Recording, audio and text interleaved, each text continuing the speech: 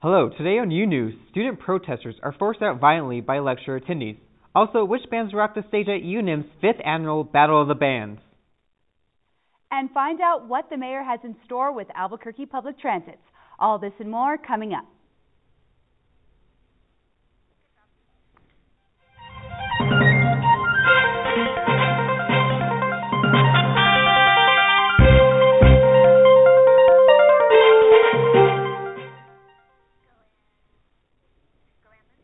Hello, I'm Amber LaVale. And I'm Adam Bailey. This year, UNIM's 5th annual Battle of the Bands held an impressive show of fans and a number of bands to compete for a spot at 2012 Fiestas. UNews reporter Ramona Haidari has more on who rocked UNIM's socks off at this year's competition. The University of New Mexico hosted their annual Battle of the Bands in the UNM Sub Ballroom. Each band has 15 minutes to capture the crowd and the attention of the judges in the audience.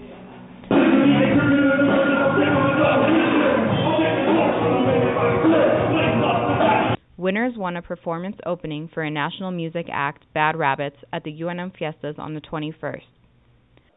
Sean Trout, promotion director for UNM Student Special Events, said the winning band will be chosen by performance, crowd vote, and the quality of the music. Make it a point to have some of the students choose the music. We wanted to know what they really like. We've been polling them a bunch, and we've been trying to bring in what they like, but sometimes they're nowhere to be found to ask what they want. So we thought we'd give them, one, a concert that they could come to, and two, we would give them something that they could choose and be satisfied with. The bands who performed in the battle had a wide range of music varying from hip-hop all the way to indie.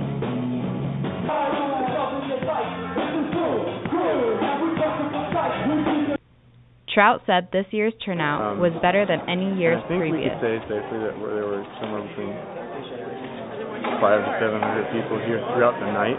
People came and left, and for every band there was a solid crowd. Winners of the battle, Zoology, said they are excited for Fiestas and have something special for the fans in April. We're going to do something crazy. As time allows, depending on the slot, will depend on what you put in. Reporting for UNews, I'm Ramona Haidari.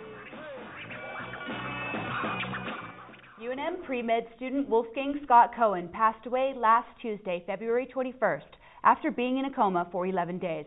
Scott Cohen was hit by a truck when riding his scooter. The driver, Michael Barros, was claimed to be intoxicated, but police official reports stated that Barros had not consumed any alcohol. No DWI investigation was made, and the case will be forwarded to the district attorney for further investigations. Protesters at a talk by pro-Israel activist Nani Darwish were pushed and shoved out of the anthropology lecture hall by participants attending the event.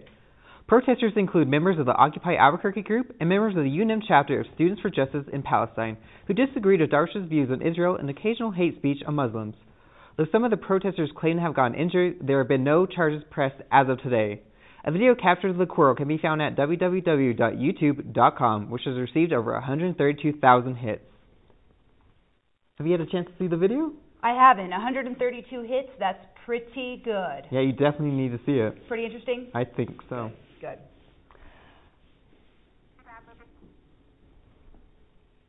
What do you think of how the Occupy Albuquerque protesters are very peaceful? I think they handled it very well.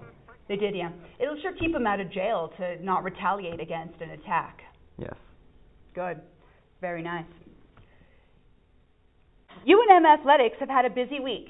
Let's check in with Alan for a Lobo Sports update. Thanks, Amber. Well, the New Mexico Lobos men's basketball team looks to get back on track Wednesday night against Air Force. The Lobos have lost 2 in a row since joining the ranks of the top 25. Should they win their final 2 remaining games, it will guarantee at least a first-place tie for the regular season title going into the Mountain West Tournament in Las Vegas, March 7th through the 10th. The Lobos will host Boise State in the final regular season game on Saturday for Senior Day. And the Lady Lobo softball team stayed hot over the weekend, winning 4 out of 5 games at the Cathedral City Classic, including a 15-3 thumping of 16th-ranked Texas A&M.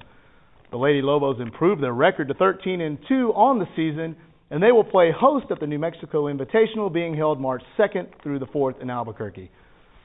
And with spring training in full bloom, it's time to start thinking about the Isotopes baseball. With the home opener set for April 13th, Fans may now try out their seats before purchasing them. The season ticket event is scheduled for March 10th. Thanks, Alan, for the sports update.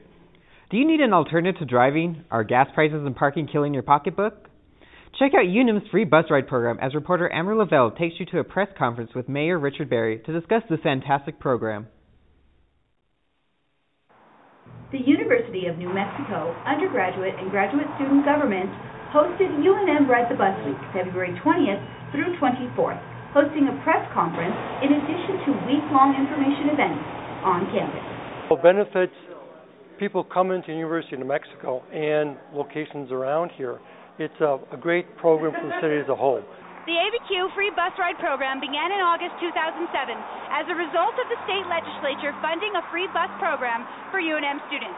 Today's press conference recognized the contributions of State Representative Gail Chasey and Albuquerque City Mayor Richard Berry. I love this university, and it's always fun when we can do great things with the city, great things in the legislature, great things with our flagship university here in New Mexico. Mayor Berry said over 1 million people use the bus each month, so I know a significant part of that ridership is students. When I'm going with my friends, when I don't have a ride, and it's just a great help because it'll save me a lot of money. My constituents who live in those neighborhoods are much happier if there are fewer cars in their neighborhoods. So it not only benefits the university and the whole transit system of Albuquerque, my neighbors are happier too. Trying to connect east to west and make sure that East Central and West Central can come together with the university, Presbyterian Hospital, some of our employment centers, and some of the really great neighborhoods in America. The ABQ Free Bus Pass program provides not only traffic reduction and sustainability benefits, but also assists students in accessing their education by providing an alternative to car ownership. For UNEWS, I'm Amber LaVale. UNM professor Sharon Warner, who filed a complaint in September 2009 about sexual harassment within her department, lost a $1.5 million breach of contract against the university on Monday. Warner received an anonymous letter that claimed creative writing professor Lisa D. Chavez was sexually harassing students. The jury ruled in favor with UNM, and Warner now has to pay the legal fees of both parties. This week is UNM's 123rd Greek Life birthday. Greek Week is underway and fraternities and sororities band together to raise money for charity and help people in the community. Greeks host a clothing drive and an event called Dine for Donation, which proceeds go to those in need. All students are encouraged to participate along with Greek members. 132 years old. Actually, it's 123. 123 years old, yes, you're right. And don't you think they're a lot older than 123? I think so. Yep. Well, thank you for tuning in to today's show. Well, that's all we have for today. Until next time, I'm Adam Bailey. And I'm Amber LaVale. Have a great week and go Lobos.